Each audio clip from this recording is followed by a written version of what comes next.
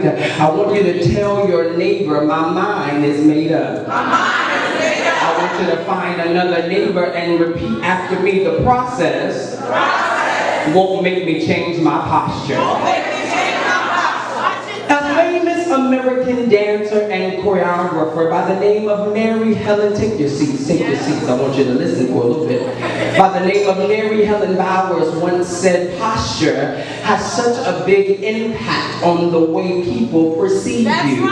And I'm here tonight to tell somebody, most of the time, it's never really about what comes out of your mouth when you respond. The biggest way you can respond non-verbally is through your posture. Some of you don't believe me, so let me give you an example.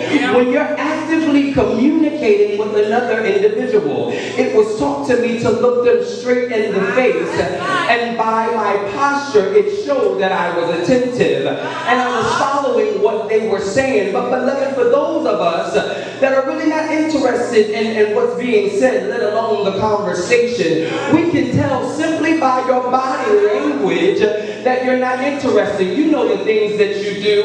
You start looking in your bag for something that's not there. You start texting somebody that you're really not texting. You start effectively not listening to whatever that's being said to you. But tap your neighbor and say, where is your attention? Oftentimes, a lot of people who know me say, J. Lamont, I can always tell what you're thinking just by looking at your face. And to be honest, they're right. And you can blame my mama for that. Sorry, Mom. But we all can admit that our posture shows what we feel about a thing. So allow me to give a proper exegesis of the text, if you will. There was a man by the name of Job from the land of Uz. The word of the Lord said he was blameless and upright, and one who feared God and shunned evil. He had 7 sons and 3 daughters, and he had 7,000 sheep. He had 3,000 camels, 500 yokes of oxen, 500 female donkeys, a very large household. He was the greatest of the people of the East. Tap your neighbor and say, Job was a bad somebody. But all of a sudden, Satan and the Lord has this active discussion in Luke chapters 1 and 2, and basically it's the same conversation. The Lord asks Satan in a nutshell, well, what are you doing here? And he replies, from going to and fro on the earth, from walking back and forth on it.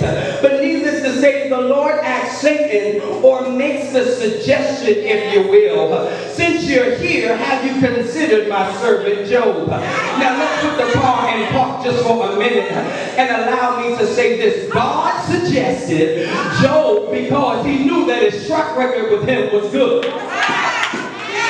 What are you saying to me, preacher? I'm saying most of the time we don't realize that we're going through the process of life simply because God considered us to go through it. You mean to tell me I'm asking God, why me? Why now? Will I ever come out of this? But the consideration of my participation came from God, because he knew that although the enemy may slay me, I would yet still trust him. Although my back was up against the wall, somehow, some way my hands would automatically go up and I would begin to worship him. Though I'm unaware of what the next phase of the process may be, I'm still declaring, for God I live and for God I'll die. The Lord did it and the Lord taketh away. Blessed be the name of the Lord. Here. I like this. Now let's take the green light and drive. Y'all sit down, you're making me nervous. So let's drive this car over here, if you will.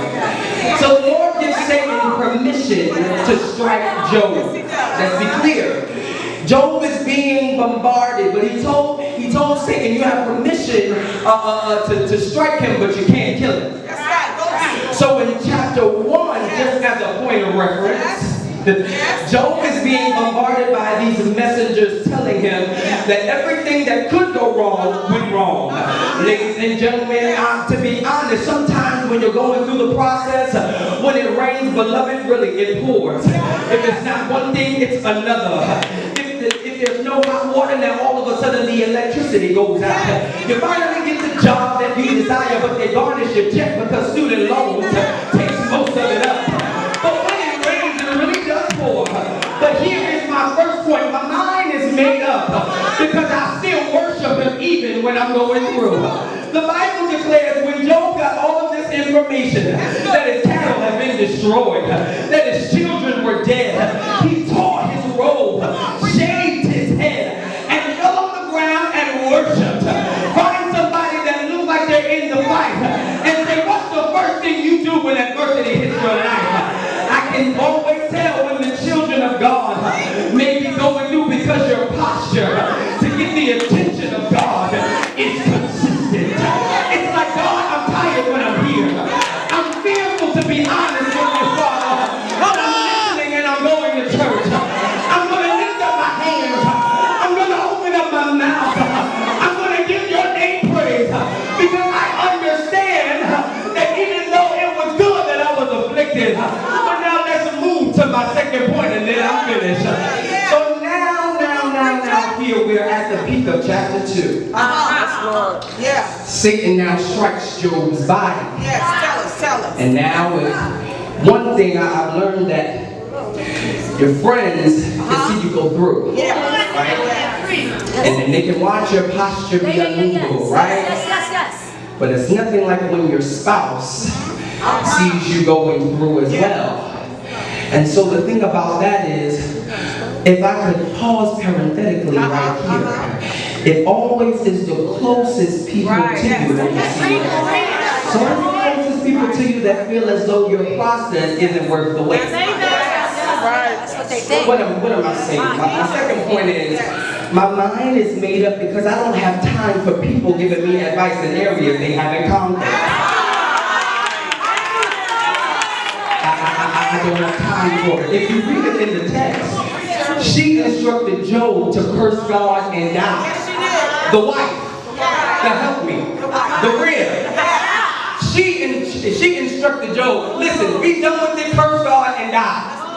Because I can't fathom you going through any longer. It's the closest one to you, but tell somebody his posture didn't change. Now Job's wife had to deal with loss too, overseer. Because her children were now dead. Yes. But you gotta be careful what you're willing or suggestively able to say to those that are in process. That's right. Be very careful of the advice that you give people while they're in process. Because their process is not your process. Well, real life when you're giving people advice about what they should and should not do while they're in the process.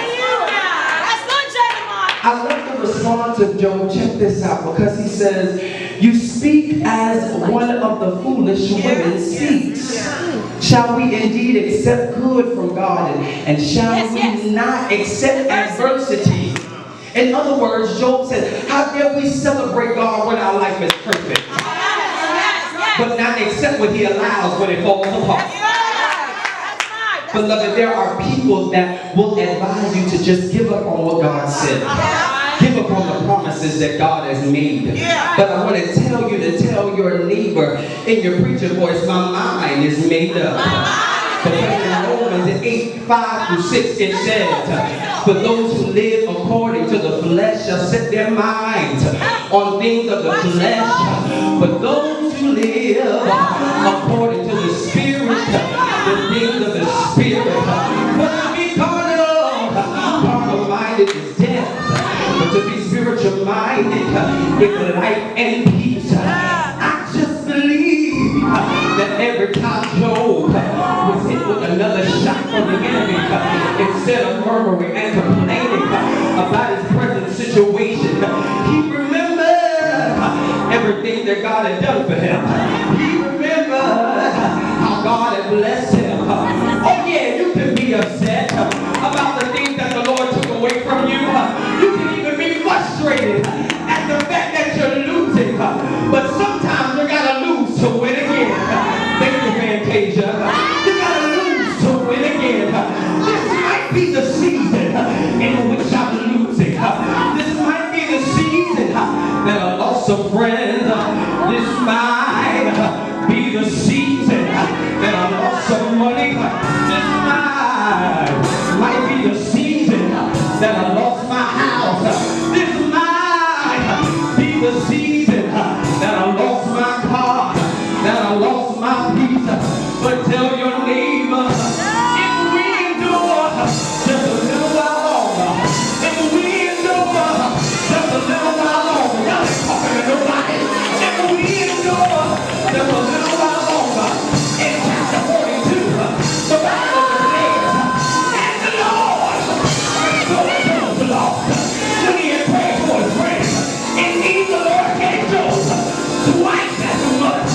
and he had before.